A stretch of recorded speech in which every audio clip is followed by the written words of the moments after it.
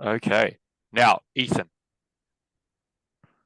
why did you raise so much money to help your friend read? Mm, yeah, I think there have been a few inflection points in my life around reading. Um, the first one I remember being that third grade student who hadn't learned to read yet, and I would get pulled out of class, and just the psychological impact, right, of knowing that you're different than those other students, of struggling.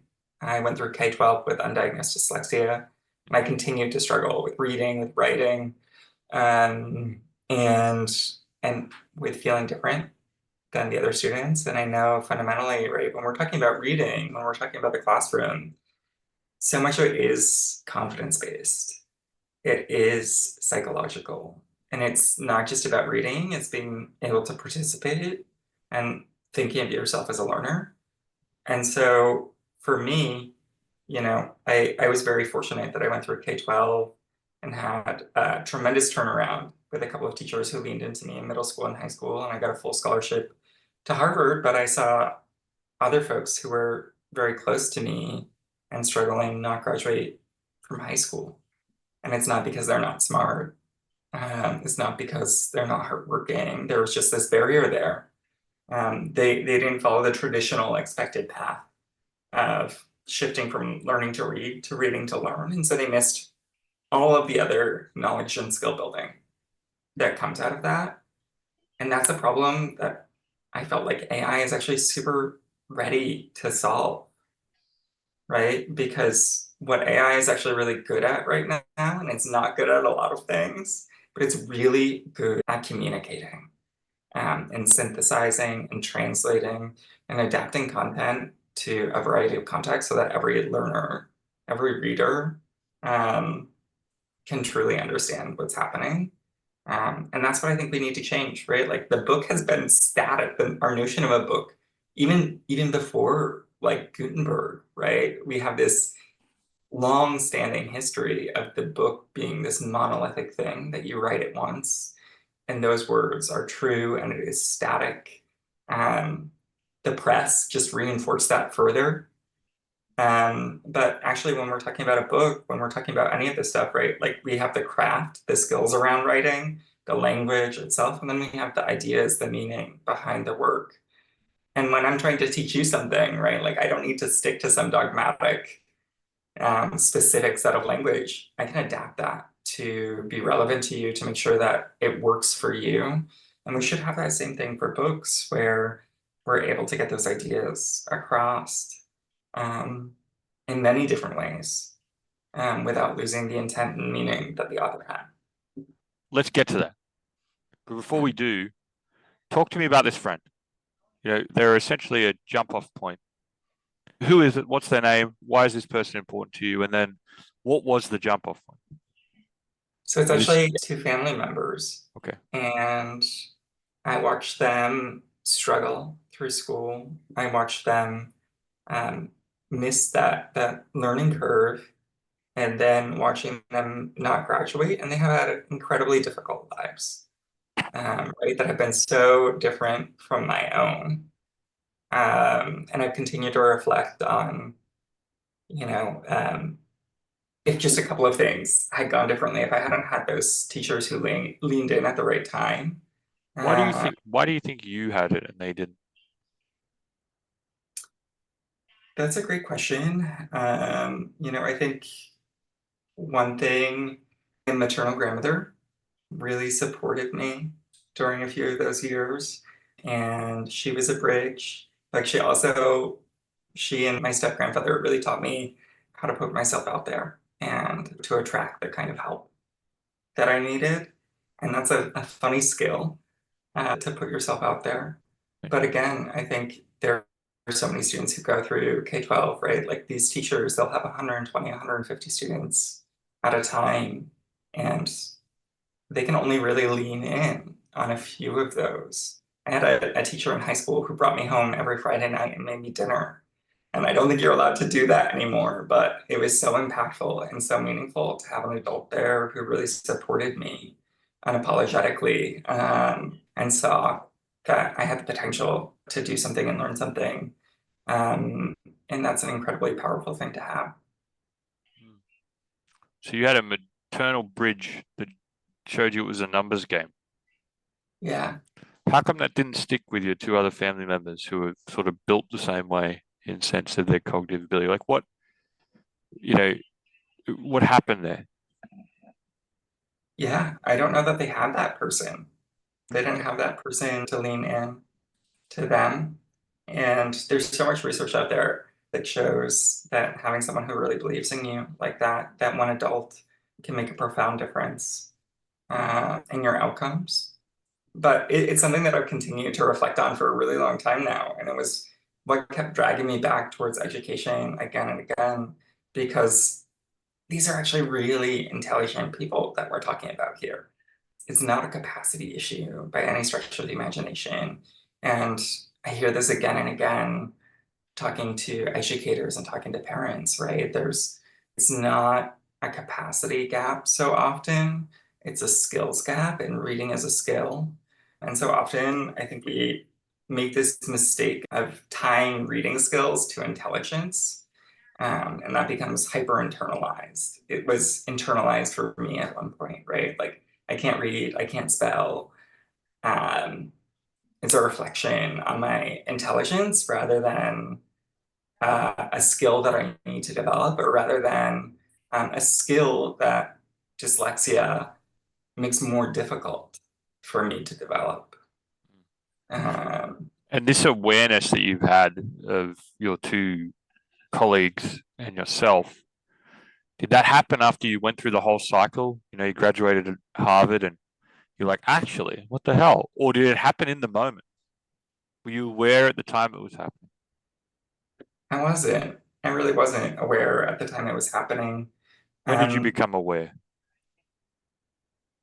I I remember getting to Harvard and just seeing this opportunity gap that was all around me as well, um, and how different the lives of so many of my sort of fellow students were. I think a big one for me was actually right after I graduated and was working on my first startup. I tutored kids, and these parents would pay me $100 an hour to help their kid go from getting a 22 on the ACT to getting a 34, right?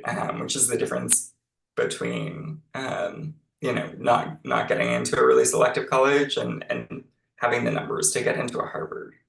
Um, and I was like, wow, like I never had any of that. And this sort of recognition that there was this massive support gap, and that helped me sort of reflect that, hey, it's not the fault of these individuals with this capacity without the support that they it's not a matter of grit or resilience. It's a matter, which are important to a certain extent, but it's a matter of what opportunities did you have, what supports did you have to get you there. um, and that's been a huge driver for me. So you went through it as someone that's different. You put yourself out there, but you had people see your talent. You then got through one of the strictest paths that you can get through to one of the highest levels. Yeah. And then you came back and realized that there's like a whole army of people getting people through those places. And you sort of had an army, but you didn't really have one. Why did you choose to become a tutor? What made you jump into the system? That's a good question. I think uh, part of it was very practical, right? It was a way to support myself while I was trying to build this other thing. And so, um, and I had proven that I could get those scores. And actually, I love teaching, I love learning. And so there was something really natural there. Um, but it just showed, it was so eye-opening. Like I remember getting into college freshman year and all of these kids around me, they'd already published their book, or they had their patent in or whatever it was. And I was like, wow, I don't have any of that. I've never had some fancy internship or any of these other things. And I felt a sense of sort of inferiority around that until I recognized all of the opportunities that I hadn't had and all of the supports that I hadn't had. So you're saying that with less support, after experiencing the support, you got conviction or self-belief? Like, what did it give you? What if you had to name the realization, how would you name it? Okay. Is it confidence? Is it conviction? Is it self-belief? Or is it, you know, courage? Like, what is it? Um, I think it comes with a belief in my own resilience. It comes with a belief, certainly in hard work.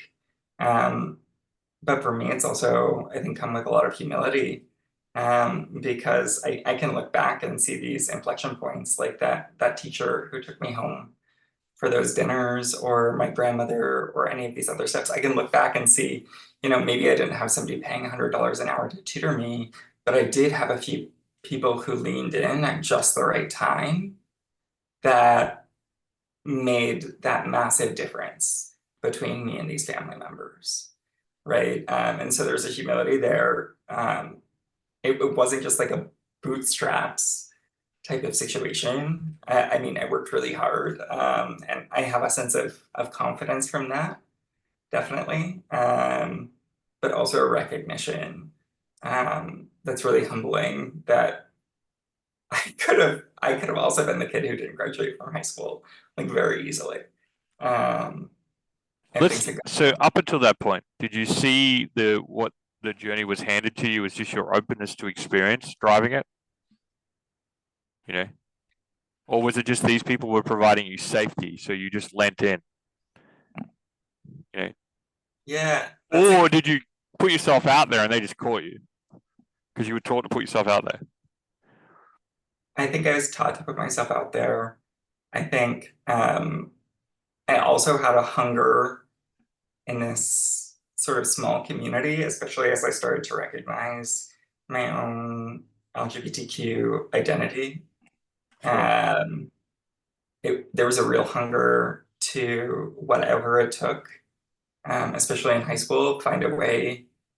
I had no conception that I had no idea that full scholarships were a thing, which sounds crazy, right? I remember spending 4 hours every Sunday, my junior and senior year, applying to scholarships, scholarship after scholarship after scholarship, because I had this drive.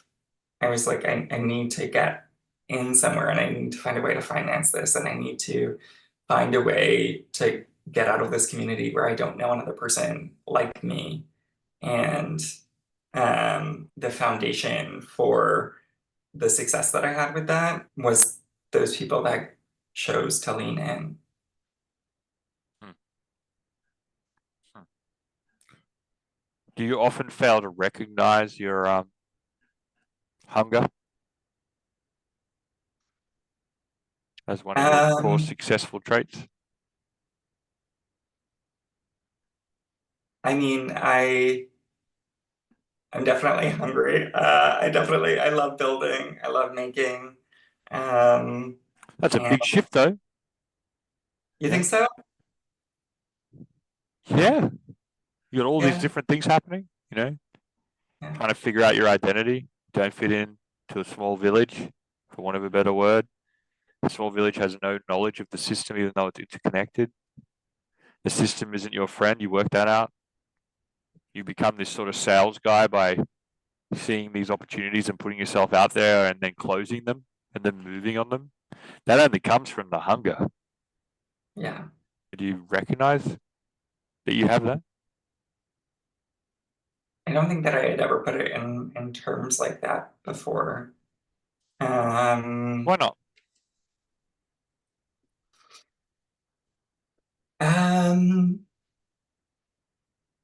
that's a great question. I think I tend to think of it, instead of hunger, as drive, which I know can kind of almost seem synonymous, but has a different sort of flavor. I love building things. I love making things. Um, I was actually a studio art major, believe it or not, and I studied art history as an undergrad. Mhm. How I fell into that is a whole other story, but I just love making things and bringing something new into the world and the skill set to execute on that, and bring something to life. And that's, I found as part of this journey or early on in this journey that there was such a creativity to tech and entrepreneurship and building. And so I just like intrinsically have this drive, or you can say hunger. I want to make something new in the world. And I want to make something that I believe in. Um, and that's a really powerful, I guess it is a hunger. You described it as a hunger, by the way. Did I? Did Yes. I? Yeah, You watch this back, you'll see yourself say it. Yeah. that's so interesting. Mhm. Yeah. So I guess it was a hunger um to get out of this place and see a bigger world. Mhm. And became this drive to build and create, and to build the skills within myself to be able to do that. Right. So you have this knowledge that you're different on multiple levels. You realize that there's a path to a different type of world. You're spending every junior, senior year trying to get to this path, through this bridge skill that you've been taught by your grandmother. Is there a maternal being in your life that you've then exposed, and you're putting yourself out there as many times as you can. You know, um, I can't help wonder as you go through this, how did you deal with that many layers of rejection, and Um, what did that do to you? yeah. A lot of different sort of side quests to get to the goal, and it's the same sort of thing. Got to keep putting yourself out there. got to keep knowing that you're different. Got to keep going through the things in the hard way. Although you've got advocates, yeah, but it's still hard for you, right? Yeah. Yeah. How did you deal with the rejection? It's so hard. But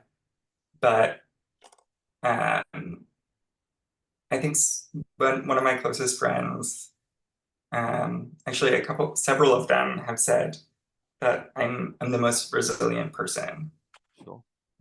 they know.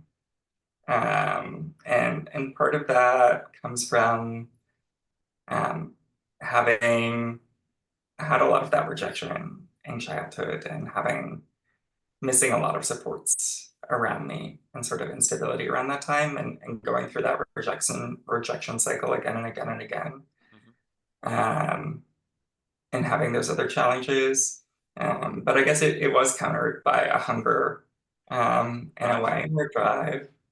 And like if you learn that, I feel bad in some ways for the kids who get to college and have never faced that rejection or failure.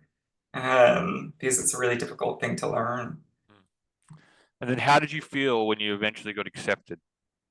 What happened in that moment when you realized that beaten probably the Yeah, biggest video game boss that you could beat?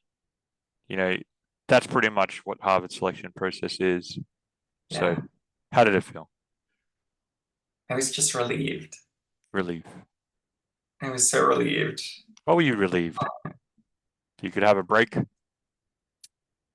You tired. know, I very naively thought that I had made it, um, Hmm. which I unlearned very quickly, when I got to school, because there was such class stratification. I remember What do you a mean? What does that professor, mean? yeah, there was a lot of segmentation along. I Really? I remember so many students, like many times, they would say something like, "Oh, so you're like a scholarship kid, right?" Hmm. I remember a professor, a BU professor, but a professor that I met. Um, and we were having this great conversation, and he was asking all of these probing questions that I came to notice, like, what's your favorite country? What countries are you traveling to this summer? Or these kind of obnoxious signals. Um, and when I shared that I was a first generation college student, which I kind of had a point of pride in, he was like, well, it's impossible to make it in the first generation, to make real wealth and to do really well. And that was like that he had leaned in and had this like interest, and he was incredibly engaged. And that was the end of the conversation for him, which was just like this really, really eye-opening thing for me that Wow. I watched all of these people around me. I remember not knowing that I had to apply for summer internships so early. So here it was like, you know, April or May of my freshman year, and I'm scrambling to apply for things. And everyone else knew that, that whole process happened long before then. There were all of these moments, and they had this very clear path laid out for them, um, of how to navigate that system, of how to get support from professors, office hours. And you don't get told how to use these resources. You have to figure all of that out. And there are so Especially many if you're first to go through it. yeah. Um, So you get relief, then you start realizing that these people aren't it's not the liberal heaven of learning, so to speak, for want of a better word. yeah. And you realize that the game is still to be played. How did you respond? I think I spent a lot of my undergraduate career trying to pass as someone who had come from an affluent background. Um, no, it's true. It's true. Pounce. Like So you're using the hunter terms again. You realize that right away. to Pounce. pass. I thought you said pounce. You said, No, to pass. uh, So, having the clothes, being able to oh, share. so you tried to hide in the masses of the I rich. did. I did. How'd And I that got go? really good at it. Um, I did get really good at it. And I stopped seeing coming from a non-privileged background as a strength. I stopped seeing overcoming, that undiagnosed dyslexia as a strength. I just started seeing all of these things as weaknesses, um, to hide. Right. So you avoided your hero's journey. Yeah, Yeah. that's a You good way to put it. rejected the call. Huh? Yeah. Okay. So you've gone through this process, become an art history major. What turned the hunger back on? Why you with the hunger again? You're accepted the hero's journey now, from what I can see. You know, you're not letting this class structure change the way you think about it. You've got this vision. You're not letting anyone really touch it. So what happened? Well, how did that guy that was, like shit, you know, that professor just absolutely destroyed me for no reason. I want to join that group of people. Like, how does that guy go back to the Ethan we know today? Yeah, I think our dreams and our vision for ourselves change so often. There was a big point in my undergraduate experience where I wanted to be a museum curator. I wanted to be able to create and tell this story in this way about this thing that I was really passionate about, that I thought brought a lot of value into the world. And um, I remember I had a mentor who had gone through my program who was the head curator at an iconic museum. And she worked with me for quite a while, and she sat down with me one day. She said, Ethan, if there's anything else you can do, do it. Jesus Christ! And it was so funny, Wow, right? Because I was like a full what a a terrible full thing to say to a young person. no, I'm so grateful for it. I'm like incredibly deeply grateful for it. I had worked really hard. I had gotten all of these awards and internships, and I was an alternate for the Berlin Fulbright to go do this massive research project that would have set me up for my PhD and everything. But then she was like, the average curator in the United States makes like $38,000 a year. That's less than at the time an Uber driver, Right. right? Like you have to come from resources Right. Yeah. in order to do that. And that was just like such a turning point in my journey. Um, these several turning points in my journey when I think about resources, when I think about the options that I had open to me, and I became very disillusioned Yeah. I can imagine. yeah. Mm. And then I stumbled into entrepreneurship through some friends um, and I saw an opportunity to still make things, to still be creative, to keep building and to apply this really diverse set of skills that I had learned almost by happenstance through these like different difficult phases to try and Not happenstance. build something unique. And it Through seemed like, sounds like you learned them through your resilience. yeah, maybe. For sure. Um, and so it just seemed like, hey, all of these other careers, these tracks that I had looked at, I didn't feel I kind of bought into what that the professor said that I couldn't make it in that first generation. And entrepreneurship, I was told, was one place that I could break those rules, um, and build something really meaningful. Um, and like it was my drive, um, that could propel that forward, and my creativity to sort of make something happen. Right. And that felt really exciting and liberating. So you had like this build up of skills, Yeah, and then you realize, holy shit, I've got my own tools. I don't need the tools of the system. I can build my own system. yeah. Now, I have to ask, are you doing all of this so you can feel like you're a member of their class?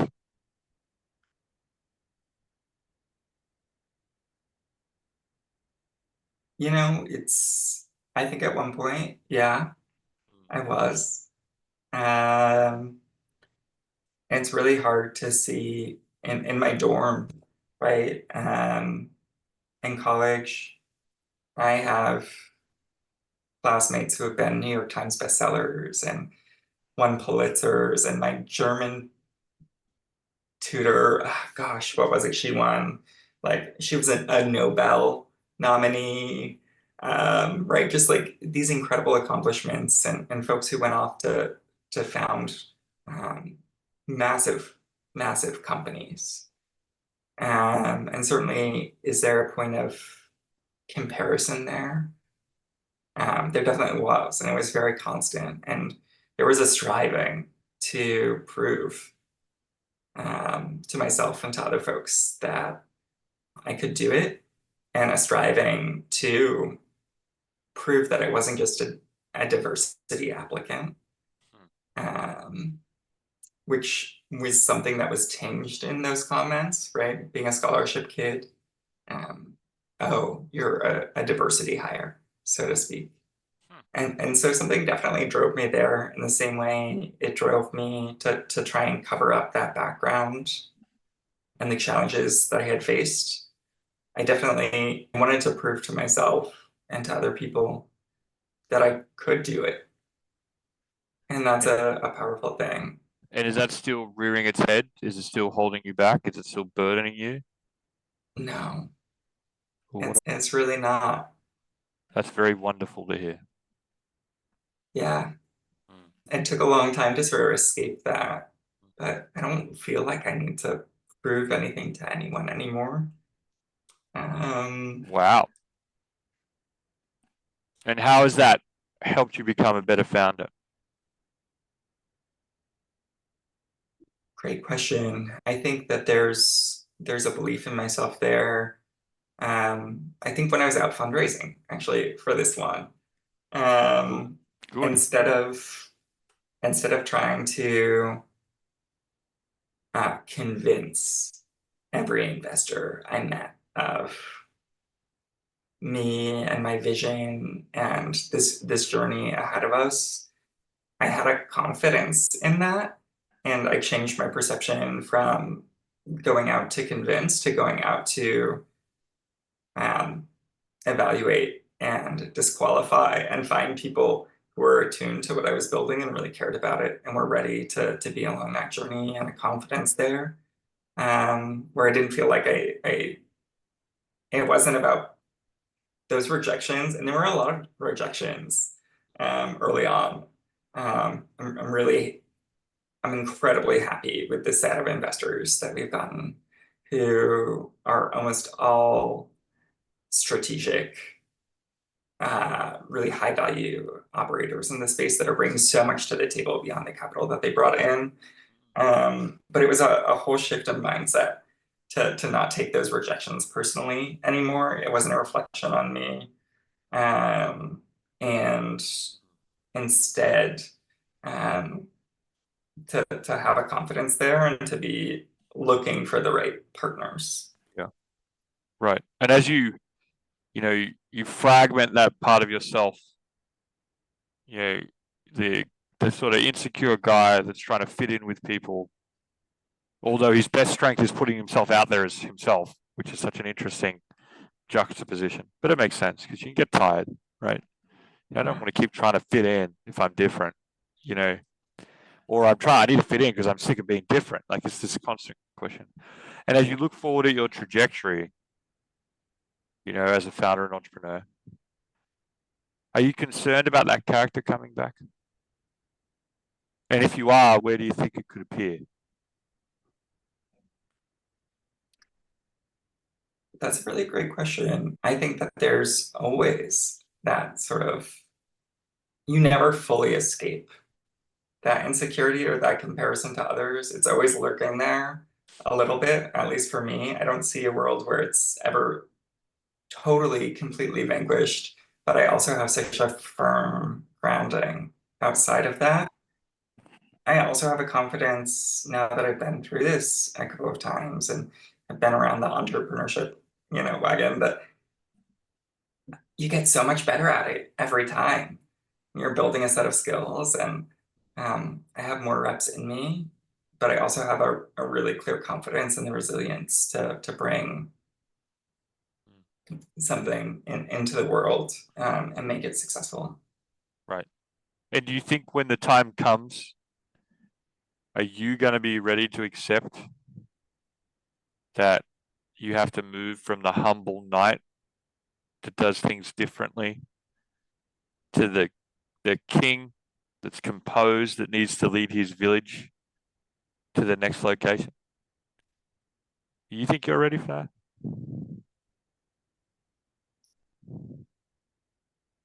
I don't think that there needs to be that binary. I kind of reject that binary a little bit. That's the knight in you. That's humble.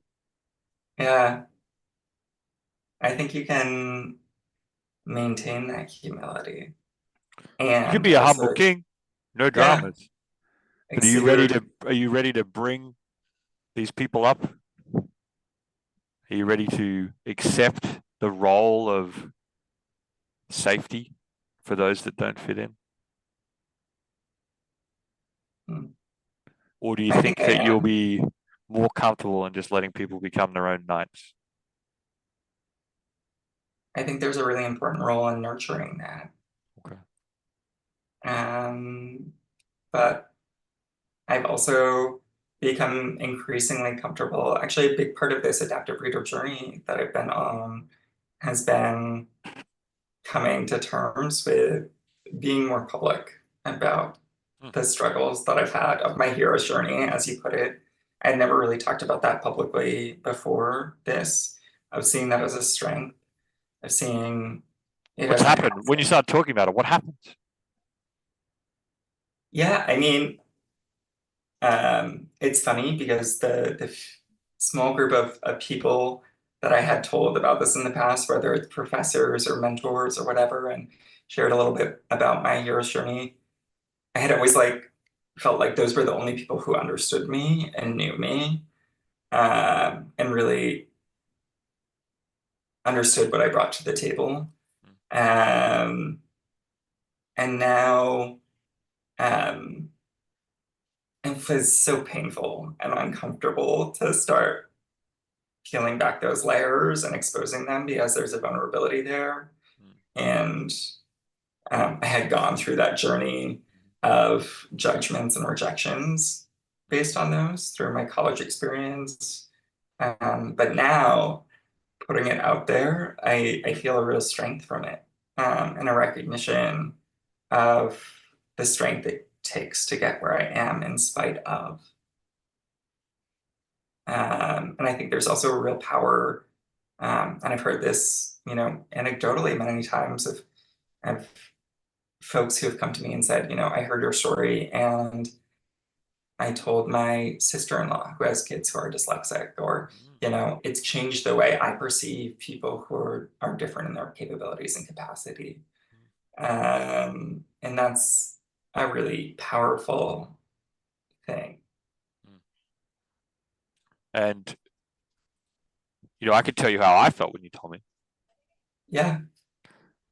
It made me feel safe. And then I could see immediately how I could help you.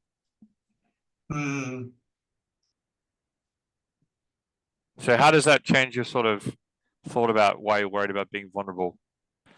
When you made a guy like me, who is, some would say, a very intimidating character, feel safe immediately.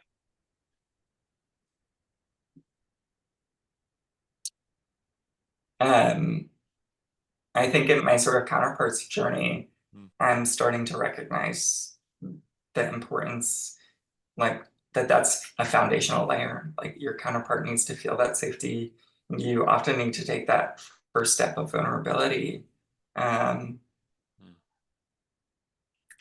And it does leave you exposed, and it does open you to rejection, and you will still get rejections, and you need to be prepared for that. There are still people like that BU professor out there. And I'll encounter that, but I've gotten so much value, both intrinsic sort of personal value, and also value in having that vulnerability and sharing that story, being able to build stronger connections with folks like yourself who have brought so much to the table to help me with Adaptive Reader.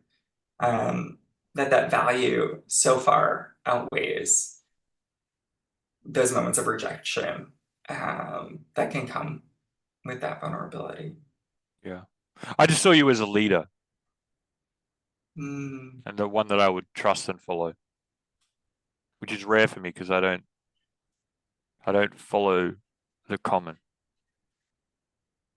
because I've seen what common leaders do to uncommon men and women in uncommon circumstances, and it's never a good result.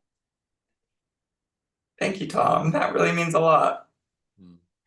So as we go on this journey, we've got this art history major, and then we have this museum curator, and now we have this product leader getting built out. The one thing I would be thinking if I was a listener right now is, how are you making AI beautiful to people that know every tool they've been given doesn't work for them? I'd love to sort of end on this question. It's a great question. I think, having struggled so much myself along the way, it's given me a really deep empathy for, I have folks in my direct family as well with autism and Down syndrome, and I've seen those things played out, right?